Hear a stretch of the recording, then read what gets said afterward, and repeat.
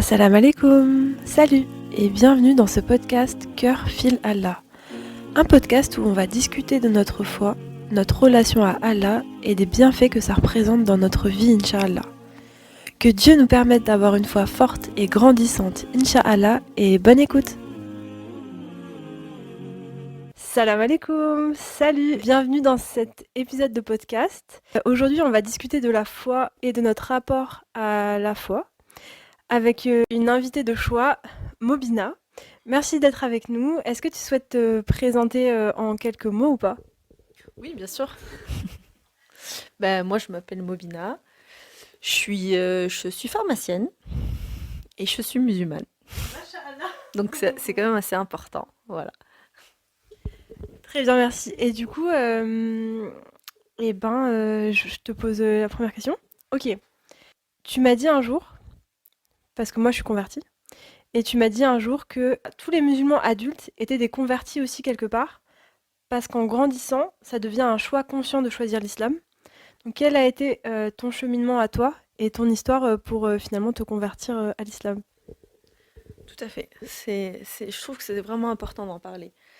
Alors, pour mon cheminement à moi, et je pense que c'est pas un cheminement qui m'est propre, ça doit être je pense que ça a été le cheminement de pas mal de musulmans. En fait, ce qui s'est passé, c'est que, bon, après, ce qu'on croit dans la tradition musulmane, c'est que tous les êtres humains, on appelle ça la fitra, ils naissent musulmans, en fait. Dieu les crée musulmans. Et après, c'est les parents qui vont soit les rendre chrétiens, soit les rendre juifs, soit les rendre athées, etc. Effectivement, l'éducation joue du coup un grand rôle des parents. Et du coup, il y a les musulmans.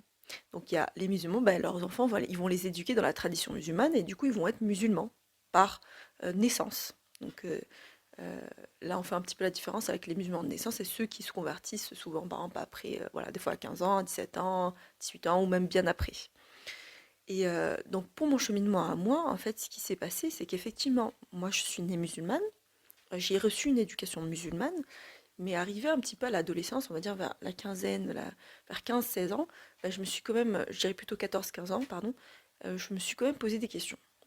Alors je me suis dit, est-ce que la question primordiale que je me suis posée, c'était est-ce que Mobina, tu es musulmane parce que tu l'as choisi, ou est-ce que tu es musulmane parce que tes parents sont musulmans et qu'ils t'ont donné une éducation et que tu n'as rien connu d'autre. Et c'est vrai que moi, j'avais ces questions-là, j'avais beaucoup de questionnements comme ça. Alors quand tu connais pas trop la vie des prédécesseurs, des fois tu te dis, ben du west-west, c'est des mauvais doutes. Pourquoi je pense à ça? Bah, je suis musulmane, il faut que je reste musulmane. Je dois pas me poser des questions comme ça. Alors que pas du tout. Au contraire. Déjà au XIe siècle, on avait des grands savants, comme par exemple Abu Hamid al-Ghazali, qui lui parlait du doute, du bon doute. Et d'ailleurs, maintenant, on parle beaucoup du doute méthodique de Descartes. En fait, ça, on en avait parlé déjà depuis des siècles. Donc, quand je dis, c'était, il me semble, alors, je sais plus si c'est 11e siècle ou 14e siècle, mais c'est quand même la période du médiéval. Et donc, la période médiévale, elle vient bien avant la période des Lumières. Et on parlait déjà du doute. Et donc, Abu Hamid Ghazali, qui était un érudit musulman, un savant musulman qui était très connu, qui, lui, fait la différence entre le mauvais doute et le bon doute dans la religion musulmane. Il disait qu'il y avait le mauvais doute, celui qui vraiment qui vient du shaitan, de Satan, ou du coup ben, c'est vraiment des des mauvaises pensées en fait qui viennent dans ta tête. Et après il y a le bon doute. En fait tu doutes de tout, comme disait Descartes. Tu doutes même de, est-ce que, donc comme il disait, je doute même de mon existence pour aller à la certitude. Et ben lui il disait déjà ça bien avant Descartes. Et subhanallah, moi, c'est ce que. Alors, je connaissais pas forcément Abu Hamid al-Ghazali. C'est même pas je connaissais pas, c'était sûr. J'avais vécu ce doute sans connaître que ça existait chez les savants qui se sont déjà posé la question et qui ont déjà eu cette réflexion. Et je me disais, donc, Mobina, est-ce que tu es musulmane par choix? Et donc, moi, je me suis renseignée sur un peu toutes les religions. Je me suis dit, bah attends, je vais aller voir les autres religions, qu'est-ce qu'ils disent? Alors, voilà, en toute honnêteté. Et je suis partie, et honnêtement, alors je fais en très résumé, hein, ça a pris du temps. Et après, ça m'a amené aux certitudes, en fait. Quand je suis partie, c'est pas pour critiquer, hein, chaque religion a sa place, nous on respecte beaucoup les gens du livre, et d'ailleurs toutes les religions, la chrétienté, le judaïsme, etc. Et du coup, ben, en fait, je suis revenue à ma religion, Alors, je suis jamais sortie de la religion, hein, mais je me suis renseignée par curiosité et en fait, ça m'a ramené à la certitude sur ma religion et ça m'a permis de revivifier ma religion et du coup, c'est comme une forme de conversion parce qu'en fait, là, si tu reviens sur des certitudes et c'est ton choix à toi et tu es sûr de toi que c'est toi qui as choisi. Tu plus ces doutes de te dire, bah, est-ce que finalement, je suis musulmane parce que je veux vraiment l'être? Est-ce que c'est une vraie religion aussi? Tu peux te poser ces questions-là. Moi, j'ai pas de problème avec ça. On se pose ces questions et ces questions-là, c'est des doutes qui parfois peuvent paraître être des mauvais doutes, mais c'est pas des mauvais doutes, c'est des bons doutes qui te ramènent vers la certitude. Donc ça a été mon cheminement, et c'était à l'adolescence, c'est le cheminement que j'ai eu personnellement.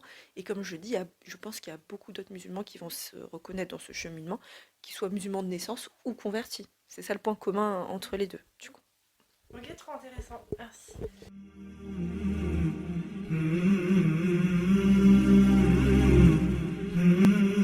Trop bien. Bah, merci de cette réponse. J'ai une autre question. C'est quel est ton premier souvenir de Dieu?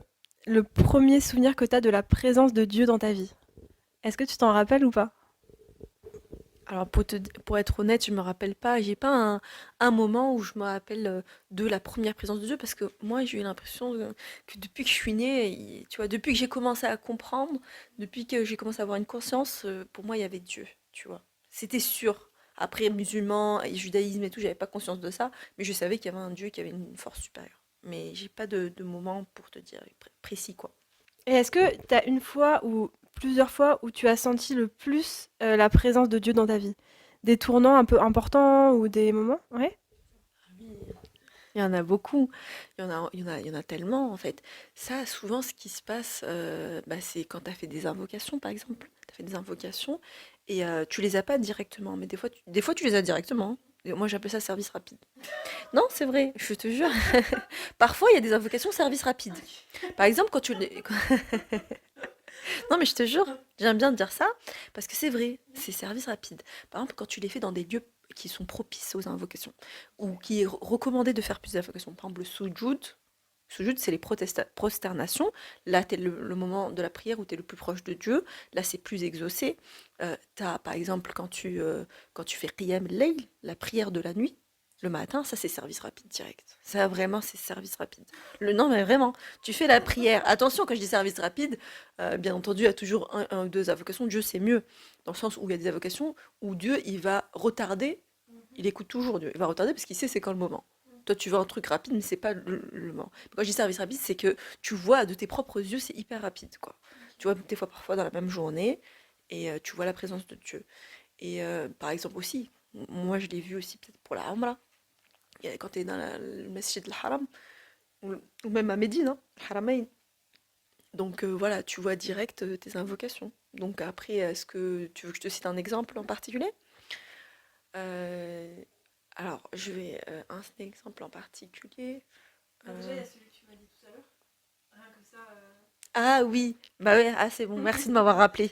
Alors, parce qu'il y en a tellement, après il faut réfléchir J'en avais un en tête, mais il est un peu compliqué à expliquer.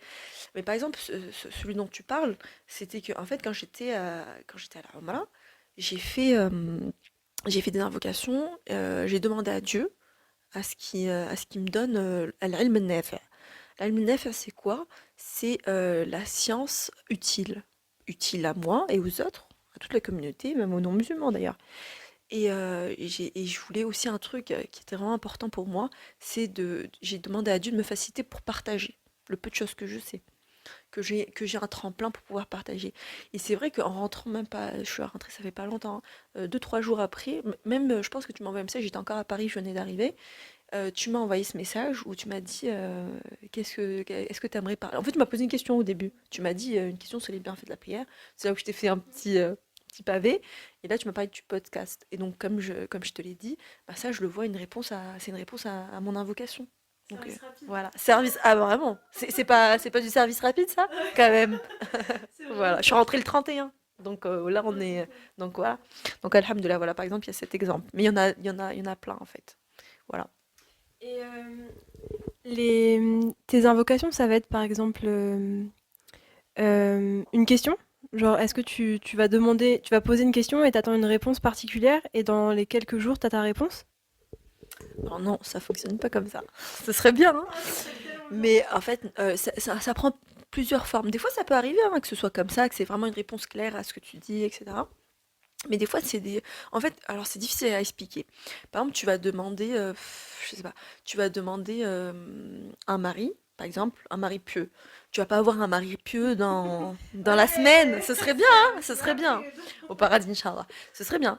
Mais non, mais tu vas avoir des signes, par exemple. Par exemple, si tu étais avec quelqu'un, alors toi, tu demandes un mari pieux et ça se passe mal avec cette personne, ça, c'est des formes de réponse. Ou tu vois, mais attention, on va pas tout interpréter à ce niveau-là, mais tu vas le sentir. C'est encore une fois le cœur qui comprend les choses. Et, et on peut pas donner comme ça je peux pas donner un protocole, leur dire voilà, si tu as un problème avec ça, ça veut dire que c'est ça. Non, parce que là, des fois, tu as un souci avec la personne avec qui tu es, qui t'a fait le halal, etc. Et que tu vas, qui t'a khatab, par exemple ton khatib, mais ça se passe mal, mais ça veut pas du tout avoir avec ça. Mais je donne un exemple. Ça peut être des réponses à côté, mais qui te donnent des indices et qui t'expliquent. Des fois, tu demandes, et même la plupart du temps, tu demandes un truc et t'as mieux. La plupart du temps, t'as mieux. Et en fait, tu le comprends quand t'as mieux. Tu te dis, ah, c'est ça qu'il me fallait. C'était pas ça ce que je demandais, en fait. C'est exactement ce qu'il me fallait. En fait, Dieu, il sait mieux que toi ce dont tu as besoin. Donc là, toi, tu demandes, tu te dis, moi, je veux ci, je veux ça, je veux ça. Et finalement, il te donne autre chose. Mais en fait, c'était ce qu'il te fallait. Donc souvent, ça arrive aussi, ça. Donc ça peut prendre plein de formes. Des fois, t'as aucune réponse, mais tu l'as vraiment bien appris. Et c'est après que tu comprends. Voilà. Donc il y a plein de formes différentes. Mais des fois, ne pas avoir de réponse, c'est une réponse aussi. Donc si toi tu demandes un mari pieux et que t'as pas de mari pieux c'est qu'il y a une raison à ça. Donc c'est une réponse. Peut-être qu'il faut que tu ailles étudier, peut-être qu'il faut que tu fasses. Il y a des priorités dans ta vie, peut-être que. Voilà, il y a plein. Je pense que même le silence. De toute façon, Dieu est silencieux, hein, mais il va te faire des petits signes, mais voilà. Après, de toute façon, en général, quand tu demandes à Dieu un signe sincèrement, tu l'as. Si tu as besoin de ce signe, il va te le donner. Voilà. Merci Mobina. Euh, ok, bah, prochaine question. Euh, la foi, c'est quoi pour toi? Qu'est-ce que ça représente dans ta vie et ça change quoi au quotidien? Non, c'est bien, ça me rappelle les premiers cours qu'on étudiait, mais c'est bien. Qu'est-ce que ça change pour moi? Ça change tout. Là, je parle vraiment en tant que, on va dire, Mobina. Là, je parle pas de la religion, parce qu'il y a des définitions de la religion, de la foi, il y a des définitions de... Moi, comment je le vis? Ben, moi, la foi, c'est ce qui régit ma vie. Et moi, je dis toujours que si j'avais pas la foi, comment je ferais, en fait, dans ma vie? En fait, je ne me vois pas avoir pas la foi. Alors, j'ai toujours eu la foi, alhamdoulilah. Après, ça monte, ça descend. Comme chez tous les musulmans. On n'est pas tout le temps au top, on a des moments. Mais j'ai toujours eu la foi et même dans les moments durs, justement, ça m'a beaucoup aidé. Même si la foi, des fois, elle a été plus basse que d'habitude, tout ça. Mais c'est à ça que je me suis accrochée. Et attention, quand la foi, elle baisse, il faut pas se laisser aller. Il y a des limites à pas dépasser parce qu'après, tu peux sortir complètement de la religion. Donc voilà, que je dis foi basse, par exemple, il y a des moments où tu es à fond, tu vas faire plein d'actes cultuels et il y a des moments où tu auras moins de motivation pour X raisons. Et effectivement, voilà, c'est quelque chose qui régit ma vie, qui me permet d'être heureuse en toutes circonstances. Alors, assez grand, attends, il faut que je le reformule parce que ça fait un petit peu. Alors, quand je dis, c'est pas heureuse, mais on va dire satisfaite, le terme exact. Parce que heureuse, tu peux pas tout le temps heureuse, et la religion, et surtout Dieu, n'interdit pas la tristesse. Ça, il y a aucun problème avec ça. Il y a des grands prophètes qui ont été tristes. Le prophète sallallahu alayhi wa sallam a été triste, il a né de la tristesse. Ce que je veux dire, c'est que juste ça te permet en fait de relativiser. À chaque fois, ça nous permet de relativiser parce que en fait, même quand tu as un mal, eh ben, ce mal-là, c'est une expiation pour tes péchés. En fait, Dieu il arrive à nous faire ressortir un positif de chaque problème qu'on a, etc. Donc ça nous permet toujours d'avoir la tête un petit peu au-dessus de l'eau, de se dire oui, je suis au fond du fond du fond, mais c'est pas grave, j'ai au moins Dieu. J'ai au moins des hasanat, oui, je suis au fond du fond du fond du fond. Donc tu as au moins ce petit truc, cette relation avec Dieu qui te tire en fait vers le haut et qui te dit oui, t'es au fond, peut-être t'as pas de boulot, au niveau de l'amour ça se passe pas bien, voilà, au niveau de la famille ça se passe pas bien, mais tu as ces épreuves et tu dis oulou, je suis au-dessus de l'eau parce que c'est Dieu qui me maintient en fait, parce qu'il me dit Mobina patiente, c'est écrit dans le Coran, c'est écrit dans le Hadith, tu auras la récompense. Pour les patients, la récompense. Ouais. Donc je me dis toujours, même si j'ai tout perdu, j'ai pas perdu cette relation avec Dieu et ce que je gagnerai avec Allah. Voilà. Donc ça, c'est vraiment, on va dire, un pilier de ma vie, ce que ça représente pour moi. Et c'est vraiment une hygiène de vie, ça régit ma vie. Et voilà, comme je dis, je sais pas ce que je ferai. Si on va sur la réponse religieuse, c'est quoi la foi? Il y a des réponses à ça. Il y a un hadith qui est connu, c'est le hadith de l'ange Gabriel, qui était venu à la mosquée du prophète sallallahu alayhi wa sallam, qui était rentré à la mosquée et qui a posé, il s'est transformé, il s'est mis sous l'apparence d'un homme pour poser des questions au prophète sallallahu alayhi wa sallam pour que les musulmans, les croyants apprennent. Donc il lui a dit c'est quoi la foi? Il a posé la question et après il lui a dit la foi c'est de croire bien sûr à Dieu et son prophète et de croire aux anges, de croire à l'enfer, le paradis. Et c'est un hadith qui est très long, c'est un hadith qui est sahih, qui est de transmission authentique, que voilà, que tout le monde peut trouver et qu'on trouve dans le chapitre de la foi dans le livre de Muslim. Donc voilà, ça c'est si on demande la définition de la foi, c'est voilà, c'est de croire en l'invisible. C'est ça la foi. C'est pour ça que ceux qui n'ont pas la foi, c'est compliqué de leur expliquer la foi. Parce que la foi, c'est pas quelque chose de l'ordre de la raison. Même s'il y en a d'autres qui vont quand même parler de raison aussi, parce que pour eux, croire en Dieu, c'est de l'ordre de la raison, parce que quand tu vois tous les signes et que tu vois comment l'univers est parfait, et que tu vois, c'est un peu compliqué que ce soit dû au hasard. Tu vois. Mais pour l'expliquer à quelqu'un qui est non-croyant, c'est compliqué parce que c'est l'ordre justement, c'est ça la foi. C'est ça pourquoi on va être récompensé par Dieu, c'est parce qu'on ne le voit pas et qu'on croit en lui. C'est ça l'épreuve de la foi. Voilà. Merci pour cette réponse. Et du coup, moi, ce que j'ai souvent été confrontée à cette conversation, c'est-à-dire des gens, bah, quand je me suis convertie, donc ma famille, mes amis, qui m'ont demandé, mais comment ça en fait? Comment ça, t'as la foi? Hier tu l'avais pas, aujourd'hui tu l'as. Genre, qu'est-ce qui a changé? Et c'est quoi la foi? Enfin, qu'est-ce que tu ressens? Et en fait, c'est hyper dur à expliquer. Et j'ai trouvé cette phrase que j'aime bien. Je leur dis, mais en fait, comment tu expliquerais le vent à quelqu'un qui n'a jamais ressenti le vent sur sa peau, sur ses cheveux ou dans son voile? Tu vois, genre ressentir le vent, comment tu expliquerais le vent? C'est vraiment difficile et c'est un peu ce que je ressens avec la foi, c'est-à-dire que c'est pas quelque chose que j'arrive vraiment à expliquer. Alors oui, enfin, c'est quelque chose que j'ai ressenti avant de raisonner. Je l'ai d'abord ressenti, ça a été petit à petit jusqu'à ce que ce soit une évidence. Et maintenant, je le raisonne, c'est-à-dire, comme tu dis exactement, quand je regarde la création, quand je regarde l'univers, quand je regarde les animaux, enfin, c'est incroyable. Et croire que tout ça, ce soit juste du hasard et que nous, on soit là juste par hasard sur cette terre, voilà quoi, ça tombe bien, écoute, on est là, comme c'est comme ça, bon, c'est compliqué à croire. Donc voilà, après, on raisonne, mais c'est vrai que je trouve que c'est d'abord un ressenti. Et ce ressenti, il est super dur à expliquer, vraiment. Mais on peut, aux non-croyants, bien sûr. Et bien sûr, bah oui. Voilà, entre nous, on sait, la foi, on sait ce que c'est. Mais même si je trouve ça intéressant de le discuter et de le partager avec d'autres personnes, bah, d'écouter même des podcasts, etc. Parce qu'en fait, on le ressent pas forcément tous pareil. Et parfois, quand on a quand on a une baisse de foi, pardon, bah, entendre des gens qui parlent de leur foi, de leur relation à Dieu, etc., ça nous réanime.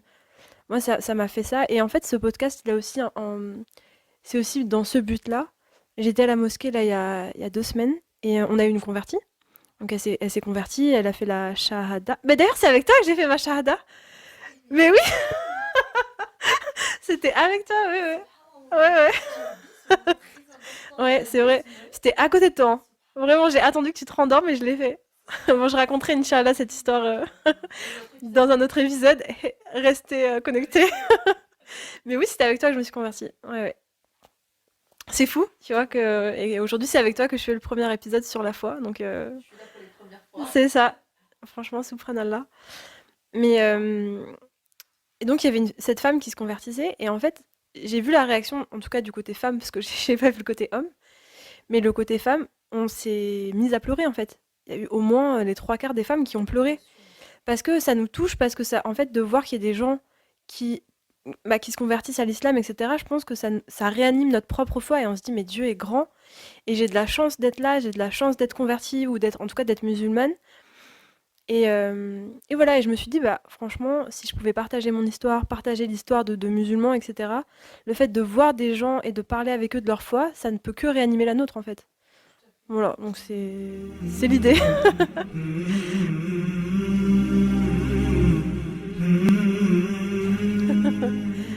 Ok, alors question suivante. Si tu devais mettre un mot sur ta relation à Dieu, ce serait quoi? Et pourquoi? Premier mot qui me vient à l'esprit comme ça sans réfléchir, c'est amour. Ben, parce que tout ce qu'on fait, tout ce que tu vas faire, dès lors que tu vas avoir la foi et que tu vas apprendre du coup à connaître ton Seigneur, parce que c'est la première chose que tu dois faire, connaître ton Seigneur, connaître le prophète sallallahu alayhi wa sallam, connaître l'islam. Et d'ailleurs, c'est les trois questions qui vont être posées dans ta tombe. Subhanallah, c'est les trois questions qui vont être posées dans ta tombe. On va dire, Man huwa rabbuk, qui est ton Seigneur. Man huwa Rasoul, qui est ton prophète, qui est ton messager. C'est Muhammad sallallahu alayhi wa sallam. Et qui, Man huwa dinuk, quelle est ta religion? Donc ça, c'est les trois questions qui vont être posées. Donc pour savoir y répondre, il faut étudier pendant. C'est pas juste, voilà, savoir. Il faut être un bon musulman pendant tout. Pour avoir thabet. Thabet, ça veut dire avoir ce raffermissement du cœur. Et donc amour, oui, parce que ce qui va régir, du coup, une fois que tu connais ton Seigneur et que tu vois sa miséricorde, ben, tu vas l'aimer. En fait, tu ne peux que l'aimer avec son prophète, sallallahu alayhi wa sallam. Et ben, du coup, voilà, donc tu vas tout faire pour avoir l'amour d'Allah. Donc l'amour d'Allah, c'est plus fort que la satisfaction d'Allah pour moi. Donc la première étape, c'est d'avoir que Dieu, c'est mon avis ça, hein, c'est l'avis de, c'est mon avis à moi, hein. Et donc la satisfaction d'Allah, c'est ridallah, c'est vouloir que Dieu soit satisfait de toi.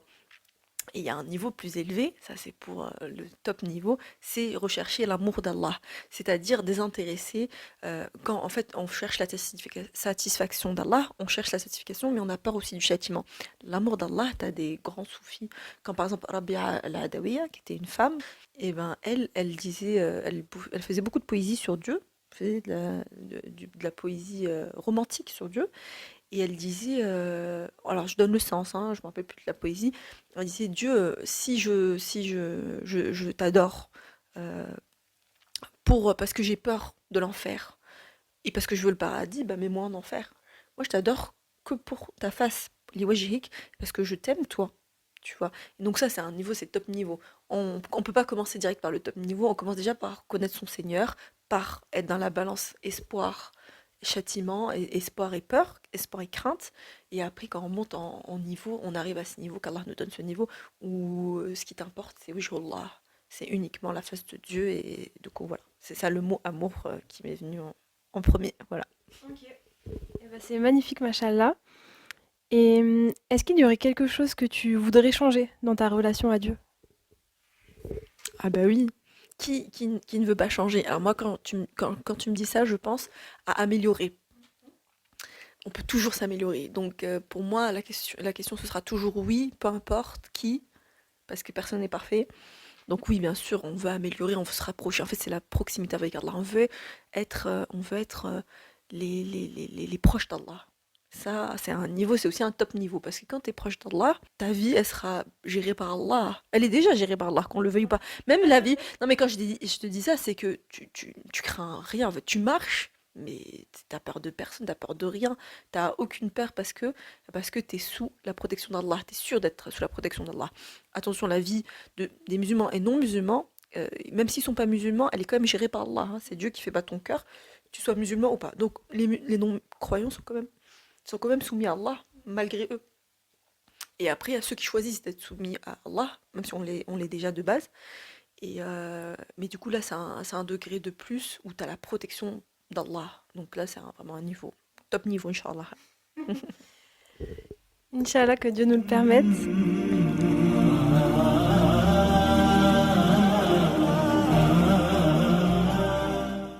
Alors, Moby, est-ce qu'il y a des choses que tu ne comprenais pas avant dans ta religion et que tu as compris maintenant? Compris, par exemple, des choses qui me sont arrivées dans ma vie. Ça marche aussi? Ok. Alors, pour ça, oui, par exemple, tout simplement, je vais retourner à la PACES. Moi, je voulais dentaire. J'ai eu d'ailleurs, je me rappelle, ça m'a marqué parce que j'ai eu 19 sur 20 à la spécialité dentaire. Donc, j'étais à fond. Je kiffais dentaire. Je me rappelle morphégénèse crânio-faciale. Et je l'ai raté de 3 places. Vraiment, il n'y a pas beaucoup de places en dentaire. Il y avait 60 places. Et après, j'ai eu pharma et sage-femme d'office. Et, je me rappelle que. Et en plus, je me rappelle qu'au premier trimestre, j'avais eu un bon classement. Je me rappelle plus exactement. Et tout le monde me disait, mais toi, pourquoi tu bosses? Tu connais les petites remarques. T'es déjà tranquille. Voilà, pourquoi tu te tues à la tâche alors que rien n'est fait? Et je me rappelle qu'il y avait des remarques comme ça. Donc, avec ces remarques-là, des fois, tu t'attends aussi à quelque chose et tu finis par y croire, alors que ça veut rien dire, hein, si tu bosses pas autant qu'au premier trimestre. Et après, il y a le mektoub, il y a le destin aussi. C'est pas destiné pour toi, c'est pas destiné. Et je me rappelle que quand j'ai pas eu dentaire, ben, j'étais triste, c'est normal. Et j'ai été aussi un peu déçue. Mais je savais qu'il y avait une raison. Alors, je comprenais pas. Voilà, encore, je ne comprenais pas pourquoi, mais alors, je ne savais pas pourquoi c'était quoi cette raison, mais je savais qu'il y en avait une, parce que je croyais en Dieu et j'étais sûre. Mais je ne la voyais absolument pas, je n'arrivais pas à comprendre.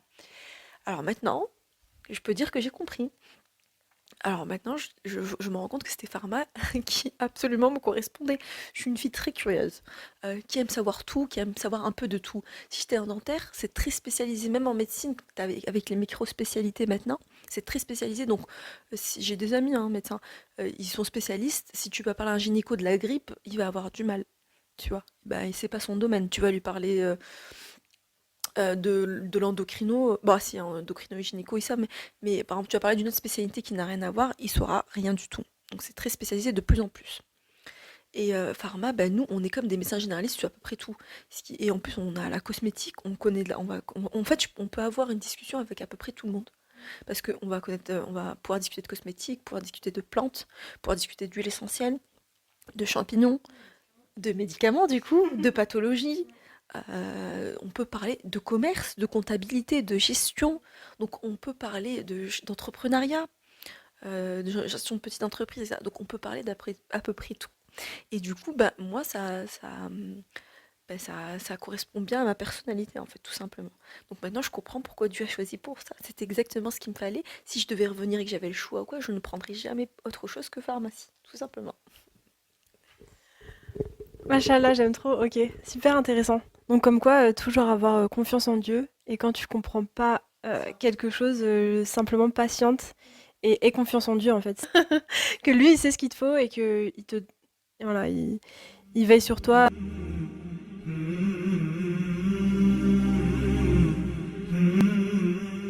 Alors ma question pour toi, Mobina, c'est quelles sont les épreuves qui t'ont le plus rapproché de Dieu et pourquoi? Alors pour ma part, c'est pas vraiment les épreuves, à proprement parler qui m'ont rapproché de Dieu. Ça va être plutôt, des actes, des choses, bah, des choses que j'ai faites, des adorations, des actes d'adoration ou que j'ai faites qui m'ont rapproché de Dieu. C'est plutôt ça. L'épreuve, moi je le vois en fait, c'est une grosse tempête et bah, tu dois patienter jusqu'à ce que ça passe et bien sûr quand tu dois patienter, c'est pas une patience, passive, hein, ou une patience où tu es mobile.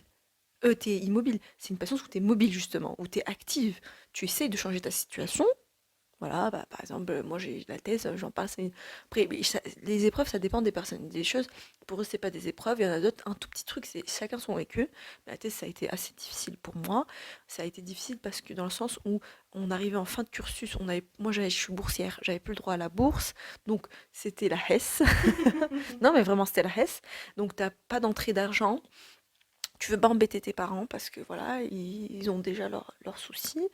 Et tu dois aussi bosser. Et en fait, tu te dis, je vais bosser à la pharmacie. Mais le problème, c'est que bosser à la pharmacie, souvent on rentre à 19h, on a des horaires un peu.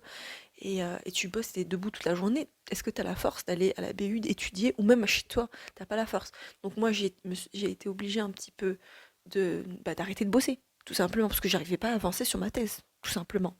Il y en a, ils arrivent à bosser que le week-end. Moi, le week-end, je me reposais parce que j'étais KO de la semaine. Et donc, du coup, bah, il n'y a pas trop d'entrée d'argent et tu as l'impression que c'est interminable, etc. Mais voilà, il faut patienter. Et c'est passé, en fait. Et quand j'y repense, j'en souris, en fait. Donc, c'est là que tu vois que toutes les épreuves qu'on a, c'est vraiment qu'un temps. Il faut patienter. Je sais que c'est facile à dire quand on est dans l'épreuve, mais c'est vraiment qu'un temps. Donc, au niveau des épreuves, c'est pas vraiment ça qui m'a rapproché, parce que ça, c'était pour moi, je dois survivre, je dois garder ma foi, je dois m'accrocher à Dieu, etc. Effectivement, tu restes proche d'Allah, mais c'est pas pour moi, c'est pas ça qui me rapproche le plus d'Allah, même si la plupart du temps, les musulmans, ce qui se passe, c'est que indirectement, on va plus invoquer Dieu et tout. Donc on a quand même une plus forte proximité. Mais ce qui est important, c'est de garder cette proximité après l'épreuve. C'est pas le cas de tout le monde. Mais ce qui me rapproche plus de Dieu, moi, c'est les actes d'adoration et en particulier l'étude de la religion. Ça, c'est l'une des voies, je trouve, les plus rapides pour se rapprocher d'Allah. Vraiment, si tu veux te rapprocher, t'as pas le time. Non, c'est vrai. Tu te dis, quelle voie je vais aller sur quelle voie? Va sur la voie du savoir. Bien sûr, la voie du savoir sincère, bien sûr. En étudiant le Coran, en étudiant même, tu disais tout à l'heure, tu parlais de l'histoire des prophètes, etc. Je pense qu'on peut pas trop se tromper.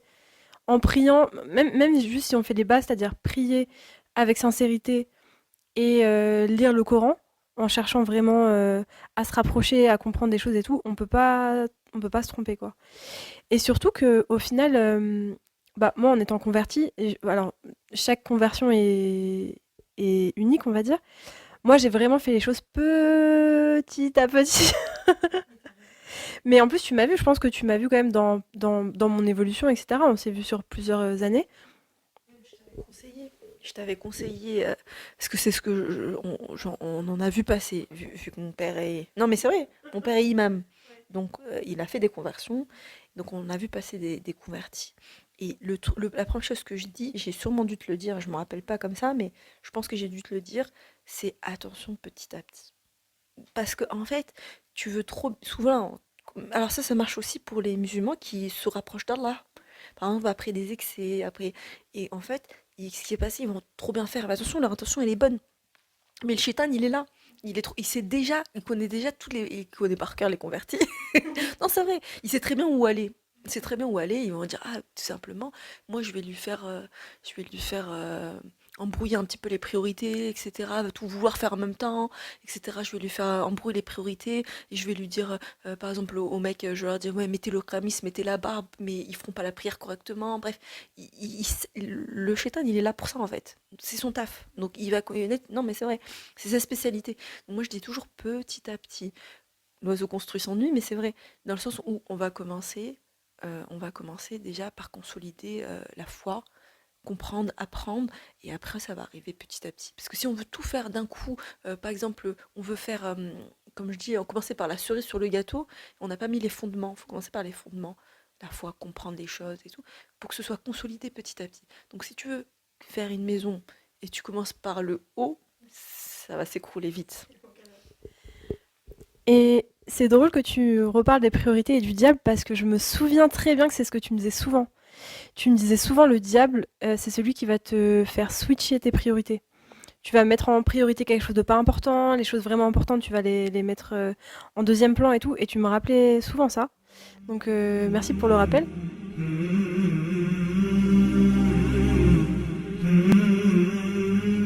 Du coup, je disais, j'ai commencé vraiment petit à petit. Donc les basiques, au début, je faisais une prière par jour. Après, j'en faisais deux. Après, j'en faisais trois. Et donc voilà, c'était vraiment les basiques. Et en fait, ce que je trouve incroyable, c'est que plus tu veux te rapprocher et plus tu as des moyens de te rapprocher. C'est-à-dire, par exemple, bah, faire la prière du Fajr. Je sais pas si j'ai l'accent, mais la prière du matin, c'est pas quelque chose que tu fais forcément au début, ou en tout cas, voilà, pas tous les musulmans la font, par exemple. Euh, et ça, c'est un acte que tu peux rajouter dans ta pratique va te rapprocher encore plus. Les prières de nuit, t'en parlais tout à l'heure, c'est pas quelque chose d'obligatoire, mais c'est quelque chose que tu peux faire et ça va te rapprocher. Et en fait, je trouve ça magnifique parce que tu peux toujours faire des nouvelles actions, tu peux toujours aller plus profond dans tes prières, dans ta foi, dans tes intentions et toujours bah, trouver des manières différentes de te rapprocher d'Allah en fait. C'est pas quelque chose qui est acquis. C'est pas quelque chose, ça y est, voilà, je fais. Mais moi, au début, pour moi, faire les 5 prières, c'était incroyable. C'est-à-dire que pour moi, c'était un acte d'adoration euh, top niveau, quoi. Quand je suis arrivée à ce niveau-là, c'est-à-dire, ça y est, je faisais mes 5 prières par jour, j'étais en mode waouh, genre, je suis la femme musulmane. Pour moi, j'étais vraiment waouh. J'étais vraiment waouh. Parce que ça me paraissait tellement impossible avant. Quand je voyais ça, je me souviens, j'étais à 2 3 prières par jour. Je pensais à 5 prières par jour, je me disais, mais c'est impossible. Genre, je n'y arriverai pas. Et quand j'y suis arrivée, je me disais, waouh, trop fière de moi. Ça y est, je suis arrivée. Pas du tout. Pas du tout. Au final, bon voilà, la foi, ça monte, ça vient, ça repart. Et surtout, bah, à un moment, ça devient ton socle, ça devient ta base. Donc, tu évolues dans ta vie, ta foi évolue, toi, tu évolues. Et après, il faut monter de niveau. Enfin, soit tu restes là et tu stagnes. Soit si tu veux monter, et bah, il faut aussi monter tes actes d'adoration, monter voilà, tes intentions et tout. Et au final, il y a pas de socle limite. C'est-à-dire que tu peux toujours aller plus haut, toujours monter. Et voilà, je trouve ça magnifique. Je partage avec toi ce sentiment. Tout à fait. Notre religion est magnifique et elle est très bien faite. Alhamdulillah. Toutefois, je voulais faire une remarque. C'est que faire les 5 prières et suivre les 5 piliers de l'islam, ça peut te ramener au paradis. Il n'y a pas besoin de plus hein, pour aller au paradis. Par contre, nous, on est une religion d'ambition et il y a des degrés. Donc, c'est vrai, hein. Donc, pour les plus ambitieux, ben, il y a le plus haut degré qui s'appelle Al-Firdaus al-A'la, ce qu'on souhaite tous. Et ben, c'est là où il y a le prophète, les prophètes, sallallahu alayhi wa sallam. Et donc, et c'est là où il y a voilà, les plus fervents musulmans. Donc, comme tu as dit, il y en a pour tout le monde. Il y en a, ils vont voir le minimum, mais le minimum, c'est déjà pas mal, hein, ces 5 piliers. Mais la remarque, justement, voilà, c'est de dire que avec les 5 piliers de l'islam, vous pouvez aller au paradis. Il n'y a pas besoin de plus. Les 5 prières obligatoires, c'est la base. C'est l'obligatoire, si on le fait correctement, ça suffit. Mais encore une fois, il y a des degrés. Donc à toi de vouloir, voilà, c'est une religion qui nous exhorte à toujours vouloir plus. Et encore une fois, si tu es dans la recherche de l'amour d'Allah, bah, tu veux de plus en plus te rapprocher d'Allah. Et ça peut se faire que par l'augmentation des actes d'adoration qui ne sont pas obligatoires aussi. Et rappelle-nous les 5 piliers de l'islam. Oui, bien sûr. Alors, le premier, c'est la shahada, l'attestation de foi. Le deuxième, c'est la prière. Très important. Très important. Le troisième, c'est le jeûne du mois de Ramadan, qui est aussi une obligation. Donc, on a dit 3. Quatrième, la zakat. Et cinquième, le pèlerinage, al-hajj.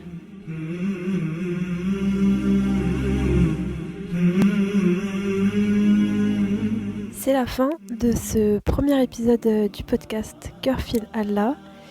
Avec Mobina, on a continué notre conversation. Ce sera pour l'épisode 2, Inch'Allah, sur les bienfaits de la prière, qui sortira dans quelques jours, Inch'Allah. J'espère que cet épisode vous aura été bénéfique, qu'il vous aura plu et qu'il vous aura apporté quelque chose de positif pour cette vie et celle d'après, Inch'Allah. Prenez soin de vous et salam alaikum.